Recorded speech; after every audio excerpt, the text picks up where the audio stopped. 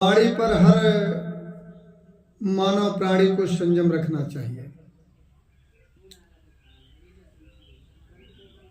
कहा गया है शास्त्रों में, जिह्वा पर सरस्वती का वास होता है। जिह्वा से यदि अमृत सा कथन निकले तभी इस कथन की सत्यता है। किसी के हृदय को ठंडी फुहार सा सुकून दे, अवनति पर जाने से रोके, उन्नति के मार्ग पर अग्रसर कर दे, उचित परामर्श के माध्यम से बिगड़े काम को बना दे। ऐसी है वाणी और वाणी की महत्ता। कबीरदास जी ने कहा अपने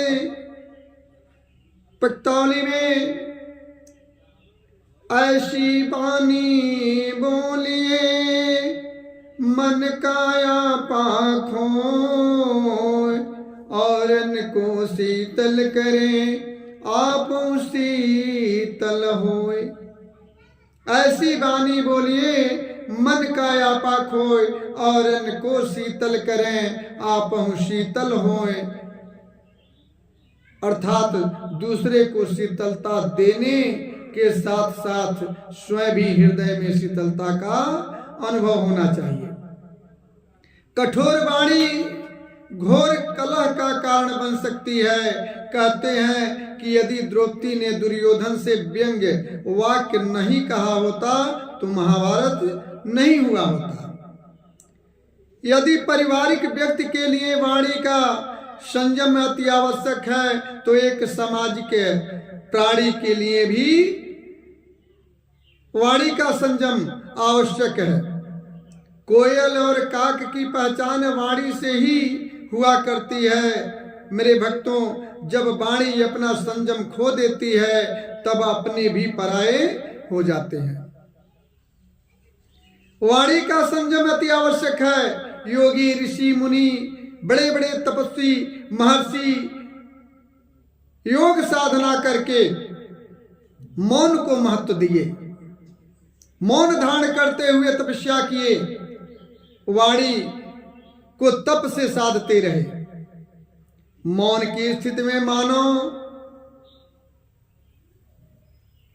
स्त्री के निकट होता हुआ भी वह अंतर्मुखी होकर के आत्म तत्व का एहसास और स्वयं का मूल्यांकन करता है। आत्म तत्व द्वारा सत्य के प्रति प्रेरित होता है।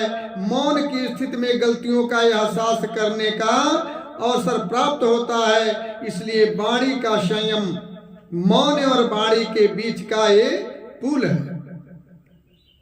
आवश्यकता पड़ने पर उचित, सत्य और मधुर बोला जाए, अधिकांशतः मौन ही रहा जाए तो बहुत ही लाभकारी होगा।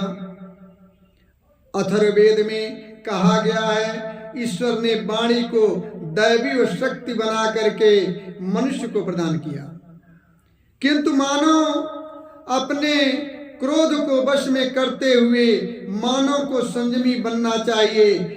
वाणी को संयम में रखना चाहिए ताकि ये शांतिदायिनी बन सके। अथर्ववेद में कहा गया है, मेरा निकलना मीठा हो। अथर्ववेद में कहा गया है कि मेरा मुख से वाणी निकलना मीठा हो, मेरा लौट आना मीठा हो। वाणी से मीठा बोलता हूं ताकि मधु जैसा मददर्शी हो जाऊं। मीठी वाणी निकल